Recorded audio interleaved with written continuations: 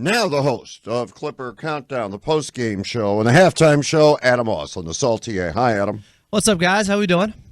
We're doing well. We're doing well. How are you, Adam? Hey, full transparency here all the time. You know me. Ask me anything. Sadly, that's true. I'm brutally honest to Fred Roggin. Is that what you mean, Fred? Sadly, that's all too true. Okay, let's start with this, and I'm being dead serious, so there's no, hidden agenda. Let's talk about where Kawhi is, your thoughts on what's happened so far. I think overall it's positive because game to game, he looks better and better with his movement. And that wasn't happening when his knee was swelled up in that playoff series against Dallas last season in games 2 and 3. Right now, I just saw a move from him. I jokingly would call him MJ96 with his movement since he's been a Clipper because of just the way he gets into the mid-range, the efficiency there. It's second three-peat MJ-esque. And I saw a move like that the other night because he hadn't made a mid-range shot through his first couple of games. He's had some good looks. He had some good moves. He couldn't get it to fall. Then he knocked down 2 against Miami the other night.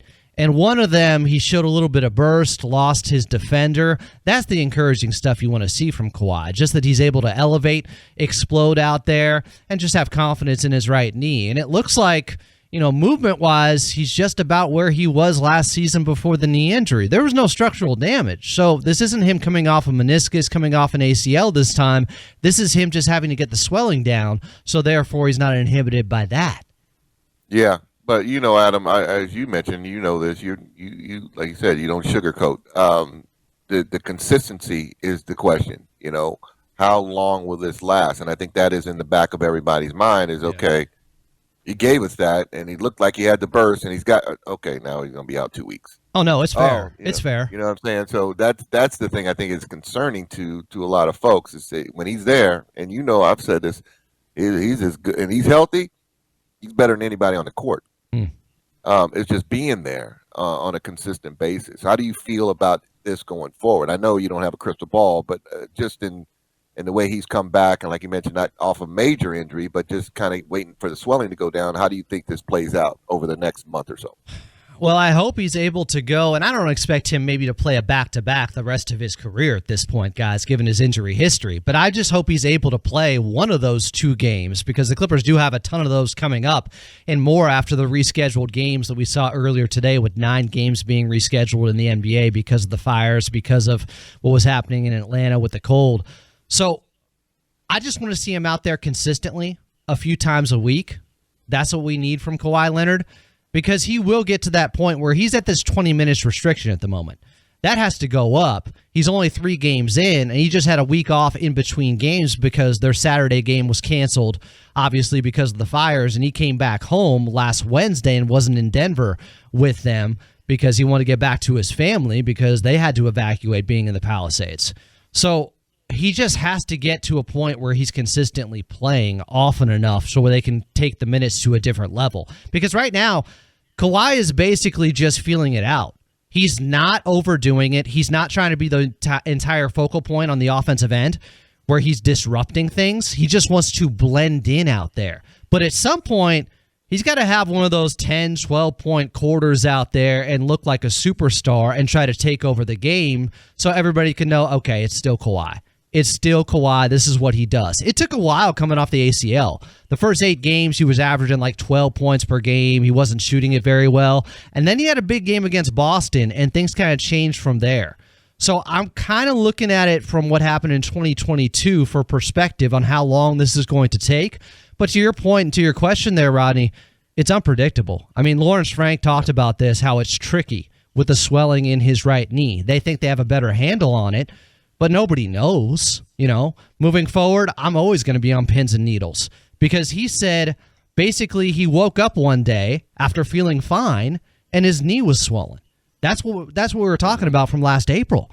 So you never know. It's always going to be uncertain whether or not Kawhi Leonard, even if he plays a game, even if he looks good from here on out, you never know how he's going to feel the next day. That's what's the problem. So, Adam, is it safe to say, given what you said, and no matter what they pay him or how many years they signed him for, whether that was right or wrong, dismiss that. You want to talk about your Paul George right now and how he's doing in Philly? Or? No, I'm just, well, let's go with Kawhi. You can't really build a team around him. He's a bonus when he plays. He can't be the building block. He can't be the cornerstone. He's a bonus. Well, he's able to go tonight. He can be. You can build the team, first of all, just like with the Toronto Raptors. They had a really good team, and then they added Kawhi, and that put him over the top. That's how the Clippers have to be. A team that can get by without him, because you don't know if he's going to be there because of the swelling in his right knee, and then when he is there, you're a contender. And that's what it's looked like so far this season. I mean, they're 4 games over 500. They've had Kawhi for 3 games total. That's pretty incredible that they've been able to more than just navigate these tough waters without him. They're above 500. They're in the mix. If they play well over the next month and a half, they can be a top 4 seed in the Western Conference. Do they make any move at the trade deadline? I think they have needs. I don't think they're going to take a big swing. You guys talked about it with Dan Wojcicki regarding the Lakers earlier. If they're going to go out and spend or use one of those first-round picks, the Clippers have one of them. Obviously, OKC has the rest. Like, I don't know if they're going to make a big move or bring in Jimmy Butler or Zach LaVine. I would say there's a very, very, very small chance of that. Because you can do that all you want. If Kawhi's not healthy, it doesn't matter anyways. You could bring in Jimmy. You could bring in Zach LaVine. But if you don't have Kawhi, you're still not going to win a championship. So why would you give up more future assets when you have that unknown out there? So I think they could do little things on the margins, upgrade at the backup center position, upgrade at the backup point guard position, but I don't think we're looking at them making huge noise at the trade deadline, maybe just like the Lakers. All right. So you said if they don't have Kawhi, they're not going to win a championship, so why mortgage the future, basically? Yeah, that's accurate. Okay. The Lakers have LeBron and AD, and they're not going to win a championship. So what's the difference? I think both teams are in a similar spot. They have similar records. I think the Clippers, if anything, have overachieved so far this season, and the Lakers, you would say, have underachieved because they have had LeBron and AD for most of these games so far. But they have a roster. This is what's going to happen, guys.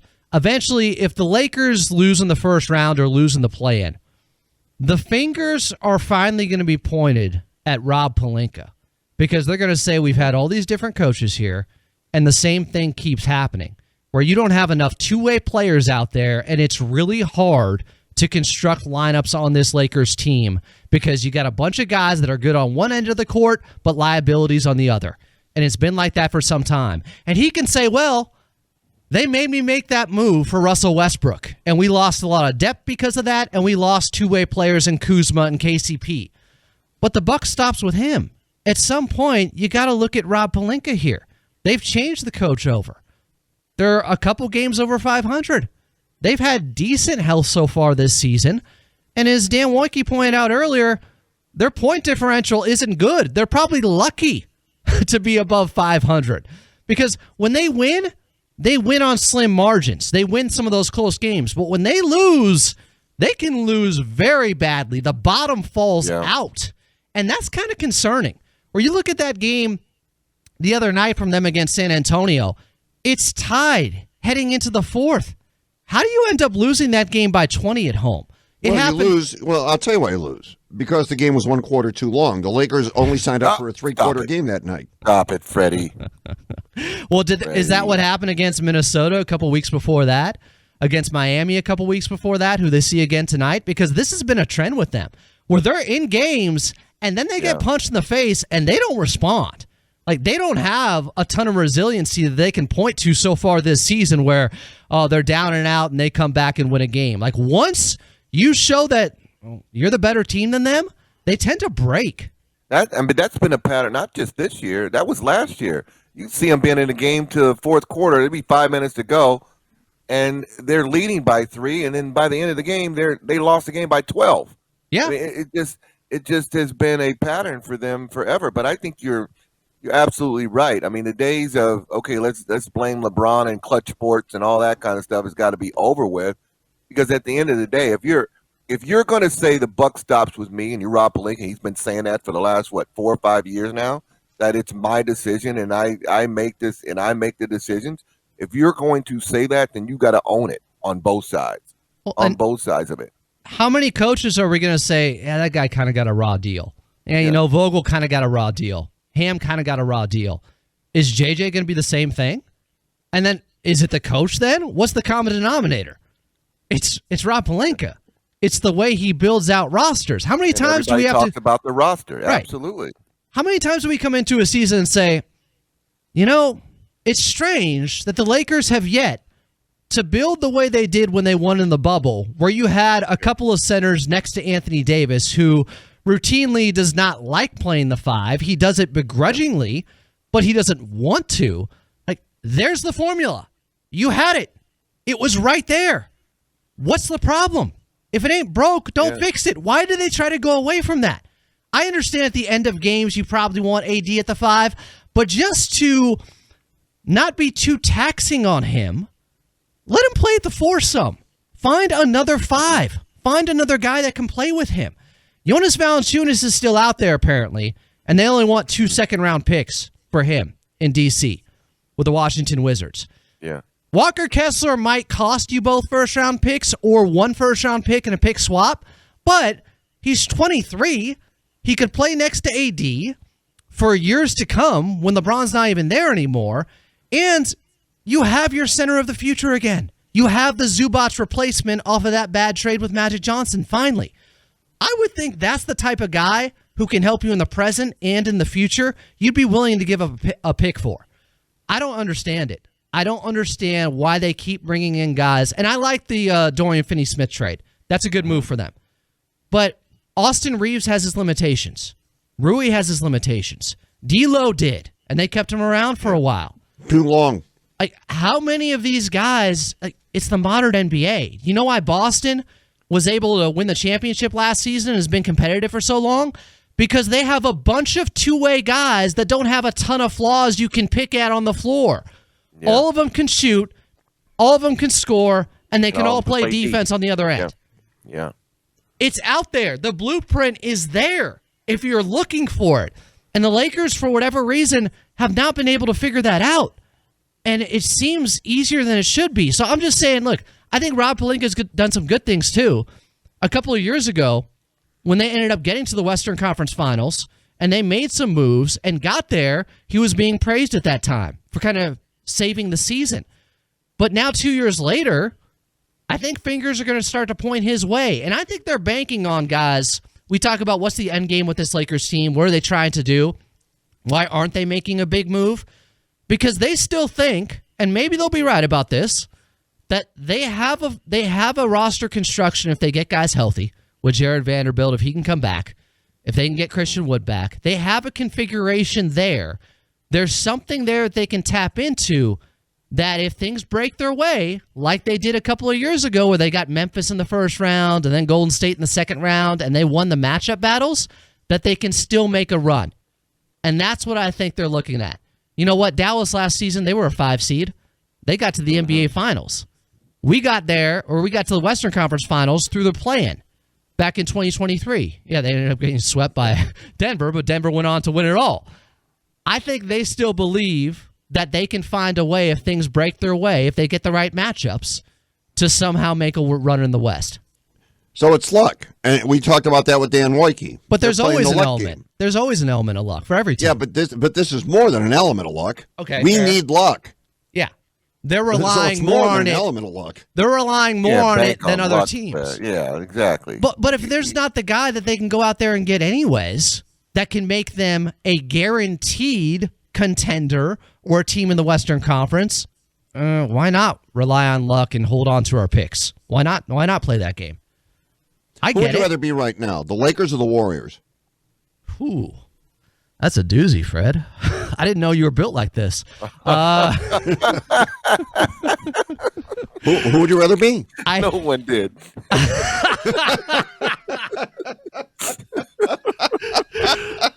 I think I'd rather be the Lakers, but it's close. Because the Warriors have a big decision to make with Jonathan Kuminga. Do you trade him, or do you pay him all that money coming up? And I don't know if they have as much draft capital with first-round picks as the Lakers do. And the Lakers at least have 2 guys in LeBron and AD. The Warriors have Steph And then they got some okay guys, some young guys. Some aging cats. What do you make of Steph saying, let's not take a big swing? I mean, that whole latest that everybody jumped on and said, we don't need to make a big move. I think he's trying to do right by the organization, knowing that he's a legacy player there, and he's trying to play nice and not to put too much pressure on them to have to do something. Force them to go big and make a big deal or contract or whatever. So he's trying to take it easy on the organization, saying you don't have to do this. I think he's trying to play the nice guy and not hold a gun to their head or anything like that. It's kind of the opposite of what LeBron typically does, which is I'm here, F them picks, just like Les Snead. Go get me a guy. Go get me a guy. Yeah. Now I need that guy. What are we doing? I'll take Les if you get this guy. Remember, this last offseason, apparently he would have taken Les if they went out and got Jonas Valanciunas. Well, that guy is still available. They can still go get him. Steph's different. Steph's, he's won 4 titles. He is the Golden State Warriors. LeBron is LeBron. He's not Mr. Laker. Yeah. He's not. He's not looked at it that way. He is a franchise unto himself. He's almost a mercenary in some ways. It's different. So I can see why Steph would want to be the nice guy, play nice with them, and not have an uproar from their fan base of, why are you doing something?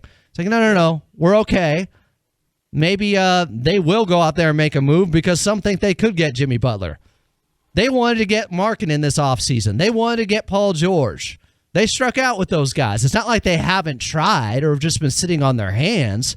The Lakers, there is a different level of urgency with this fan base. If you're not going out there and taking big swings, then you're not even trying to win right now. That's the perception with them. But the difference is the CBA has changed. Now, you can go out there and try to make these big swings. If they don't work, you're screwed.